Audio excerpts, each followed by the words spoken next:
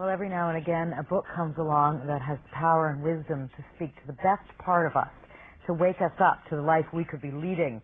Well, The Saint, the Surfer, and the CEO is the latest work from life leadership guru Robin Sharma. It's all about connecting with your true self, and he joins us this morning with the secret. Robin, good to see you again. Great to see you again, too. Tell me, this is such a different approach for you. Does giving insight and advice through storytelling, because it's really through characters that you give this self-help book to the reader? Absolutely. Yeah, I think stories are a great way to teach. I've got 2 young kids, and I always try to sit down and make things fun for them. You know, when we play, we learn. And so what I try to do in The Saint, the Surfer, and the CEO is create a story about 3 fundamental questions. I mean, studies have been done on people on their deathbeds. They ask 3 questions. Number 1, have I lived wisely? Number 2, have I loved well? And number 3, have I served greatly? And so the Saint is really about living a wise life, living an authentic life. The Surfer is about how do you get the playfulness back? How do you get the enchantment and the wonder of life back? Because we take life too seriously. And the CEO is about how to really succeed in the world in a true and authentic way. Let's start with the Saint then, because you call them the final questions. Yes. Do I live wisely? Does that mean we should live every day as if it's our last day and ask ourselves every day? Or what's your main procedure in pulling it off? Well, I mean, I think there's the macro question, which is you need to connect with your mortality. Most of us live our lives as if we have all the time in the world, and we say, next year I'm going to be a better parent, next year I'm going to find the career that really makes my heart sing, and one day we find that life ends very quickly. So we need to connect with mortality. On the same time, we need to be very practical, and we can be practical by just waking up in the morning, asking ourselves a certain series of questions. In the book, I talk about the power of journaling. There's something almost magical about taking out a blank piece of paper and every morning for about 5 or 10 minutes writing our intentions about what we're going to do today to make today an extraordinary day. You know, you talk about journaling, and so many of the points you want to get across are not new, really. There's lots of self-help books out there. How do you keep it fresh for yourself as well as for the reader? I'm constantly going deeper and deeper within. I mean, my core philosophy on life is the doorway to success opens inward, not outward. And so pretty well every day I'm trying to understand the way the world works. I mean, this book is really my interpretation of the way the world works. And fundamentally, I think life is a growth school. That's the key point, you know. Every single thing that happens to us is part of our destiny. Every adversity, every person we meet, every experience we go through has really come to us to teach us a lesson, to advance us along the path of where we're meant to go. Well, you talk about that. I mean, the CEO, who is the career and life coach, if each element is a coach, delivers information that certainly could have kept some real-life CEOs out of jail. If you look at the current state of the business world or the climate.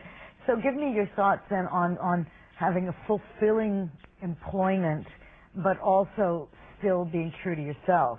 Well, that is the key. I mean, I think the fundamental thing that every one of us needs to do is live an authentic life. To me, success is defined by a simple question. Are you living your life on your own terms? Are you listening to the gentle whispers of the heart, as I call them in the book? And so it really is a balance between being out in the world and understanding that, you know, we need to do certain things, we need to be responsible, but also doing it in a very authentic way. And there's some tools in the book that I talk about. Number 1, simply keeping your promises, being impeccable and meticulous with your word. Number 2, being more concerned about adding value than making money. And really, money, I've learned in my own life, is a byproduct. The more value you can add, the greater you can serve greatly, the more abundance will naturally flow into your life. Are you surprised at how, I mean, this has turned into an amazing boon for you, the monk who sold his Ferrari, huge best-selling books. You yourself had this high-powered lawyer job. Does it surprise you that there's such an attachment to these books and the knowledge you're delivering? You know, I'm surprised the way my life has unfolded, to be really open with you. I was a lawyer, and I never imagined that it would unfold like this. Did you hate your life before? I was unhappy. I was empty walking to work. I was not fulfilled. I couldn't imagine that this is what I was meant to do in my life when I was practicing law. And the more I went within, the more I started to get some of these big answers that I talk about in the book, the more things just started presenting themselves to me and doors started opening up. And so I am surprised the way it's all unfolded for me, but I'm not surprised that people are looking for this kind of material because people are hungry, people are searching, people are saying, why am I here? Why do I go through crisis? Why is there pain? Why did a relationship turn out like this? Or why did a career choice lead me down this path? And we're all struggling, myself included, trying to understand these questions.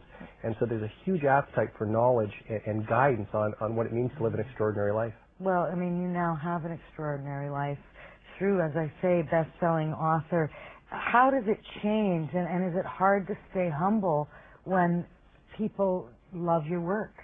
I think if you don't stay humble, or if one doesn't stay humble, life will send you certain lessons to ensure that you stay humble. So I try to work at it on a daily basis through my journaling, through my meditation, through the people I surround myself with, even the power of conversation, which really is a tool that deepens us. I try to stay grounded on why I'm here, and ultimately it's to make a difference.